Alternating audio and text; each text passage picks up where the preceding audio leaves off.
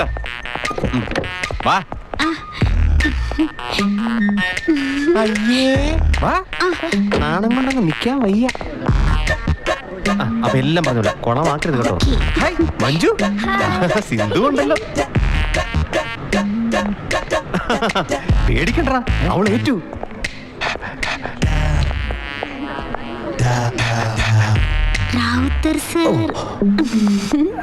ഞാന് ഷോപ്പിലേക്കുള്ള ഡിസ്പ്ലേ ശ്രദ്ധിക്കായിരുന്നു. സാറിനൊരു മാറ്റമില്ലല്ലോ. അയ്യേ, അല്ല അത് പിന്നെ ഞാന് തുരലുണ്ട് സാറേ, എനിക്കറിഞ്ഞൂടെ സാറിന്. എനിക്കങ്ങോട്ട് സാറിനെ പഠിപ്പിച്ചിട്ടൊന്നുമില്ല, ഞാൻ എക്കണോമിക്സിലായിരുന്നു. പക്ഷെ ഞാൻ അറിയും, സാറൊരു ഗ്ലാമർ താരമായിരുന്നില്ലേ. എന്താ ഇപ്പോഴല്ലേ? ഇപ്പോഴും അതെ. അയ്യോ കയ്യൊന്നും തന്നെ മോനെ. ഓക്കെ സാർ, ഞാനൊരു ടാക്സി കിട്ടുമോ നോക്കട്ടെ. അയ്യോ എന്തിനാ ടാക്സി? ഞാൻ ഡ്രോപ്പ് ചെയ്യാമല്ലോ. ഓ സാറിന് അതൊരു ബുദ്ധിമുട്ടാണ്. ഓ ഇതെന്ത് ബുദ്ധിമുട്ട്? ഞാനും ഇടയ്ക്കിടയ്ക്ക് ബുദ്ധിമുട്ടിച്ചോളാം. സാറിന്റെ ഒരു കാര്യം. താങ്ക് യു കേട്ടോ.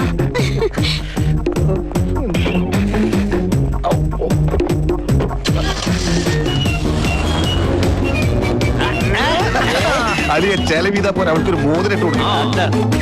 എന്നക്കടാ സാർ, എന്നക്കടാ ഞാനൊന്ന് നിന്റെയൊക്കെ സാറായിപ്പോയി. അല്ലെങ്കിൽ എന്റെ സ്വഭാവത്തിനുണ്ടല്ലോ നിന്റെയൊക്കെ നട്ടലിനെ ചവിട്ടി പിടിച്ചാണ്. അത്രയ്ക്ക് തന്തയില്ലായ്മല്ലടാ നീയൊക്കെ ക്യാമ്പസ് കാട്ടിക്കൂട്ടിയത്. എന്നിട്ടിപ്പോ 10-12 കൊല്ലം കഴിഞ്ഞ് വന്ന് നിൽക്കുന്നു, PGക്ക് അഡ്മിഷൻ വേണം. ഇനി ആരുടെയൊക്കെ കഴുത്ത് മുറുക്കി കൊല്ലാനാടാ നിന്റെയൊക്കെ ഉദ്ദേശം? സാർ കഴിഞ്ഞതൊക്കെ തിരുത്താൻ ഒരവസരം കൂടി തന്നൂടെ? എന്തായാലും അഡ്മിഷന് ഞങ്ങൾ എലിജിബിൾ ആണ്. നിയമപ്രകാരം PG അഡ്മിഷന് പ്രായപരിധിയില്ല. സാർ തന്നില്ലെങ്കിൽ ഞങ്ങൾ കോടതി പോകും. പോടാ, പോയി കൊണ്ടുപോടാ ഇൻഡാസ്. നിന്നെയൊക്കെ അഡ്മിറ്റ് ചെയ്യേണ്ടി വന്ന അന്ന് ഞാൻ ഈ ജോലി രാജിവെക്കും. ഞങ്ങൾ കോടതി പോകുന്നില്ല. സാറ് ജോലി രാജിവെക്കില്ല. പക്ഷെ ഞങ്ങൾ അഡ്മിഷൻ വാങ്ങിയിരിക്കും. എന്തോ സാർ ഇതൊന്ന് കണ്ടേ.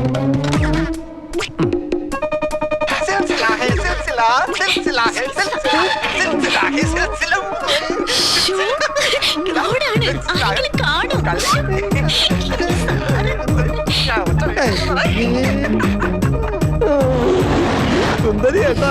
Thank you. മൊബൈൽ നമ്പർ എനിക്ക് തരാൻ മറക്കാം.